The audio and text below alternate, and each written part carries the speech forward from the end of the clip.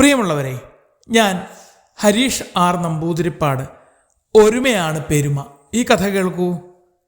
ചിഞ്ചിലങ്കാട്ടിലെ കുന്നിൻ ചരിവിൽ താമസിച്ചിരുന്ന ചെന്നായ്ക്കൂട്ടത്തിലെ കരുത്തനായിരുന്നു വൂളൻ.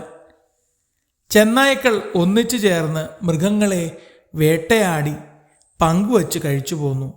വൂളന് അതത്ര തൃപ്തിയായിരുന്നില്ല. കഷ്ടപ്പെട്ട് വേട്ടയാടി പിടിക്കുന്ന ഇരയുടെ പങ്ക് മറ്റുള്ളവർക്ക് കൂടി കൊടുക്കാൻ വൂളൻ ഇഷ്ടപ്പെട്ടിരുന്നില്ല. ഒരു ദിവസം അവൻ കൂട്ടുകാരോട് പറഞ്ഞു, ഞാൻ ഇനി നിങ്ങളുടെ കൂട്ടത്തിൽ വേട്ടയാടുന്നില്ല, ഒറ്റയ്ക്ക് പോയി വേട്ടയാടി നോക്കട്ടെ.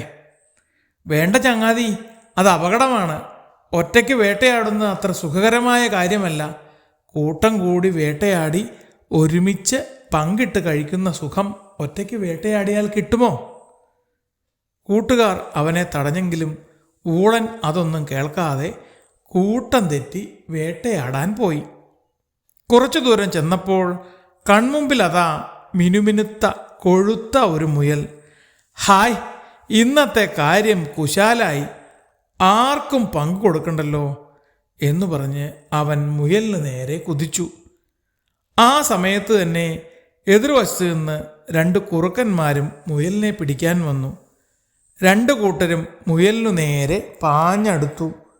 വൂളൻ മുയലിനെ കൈപ്പിടിയിലാക്കി. കുറുക്കന്മാർ ബലമായി മുയലിനെ തട്ടിപ്പറിക്കാൻ നോക്കി.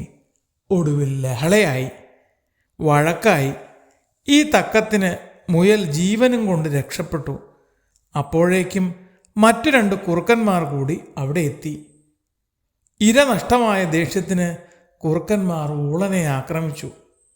സാരമായ പരിക്കുകളോടെ അവൻ ഒരുവിധം അവിടെ നിന്ന് ഓടി രക്ഷപ്പെട്ടു. കൂട്ടത്തിൽ തിരിച്ചെത്തിയ വൂളനെ കൂട്ടുകാർ ആശ്വസിപ്പിച്ചു. മുറിവുകൾ നക്കിത്തോർത്തി വേദന അകറ്റി. എന്നിട്ടവർ ഒന്നിച്ച് കുറുക്കന്മാർക്ക് നേരെ പാഞ്ഞടുത്തു.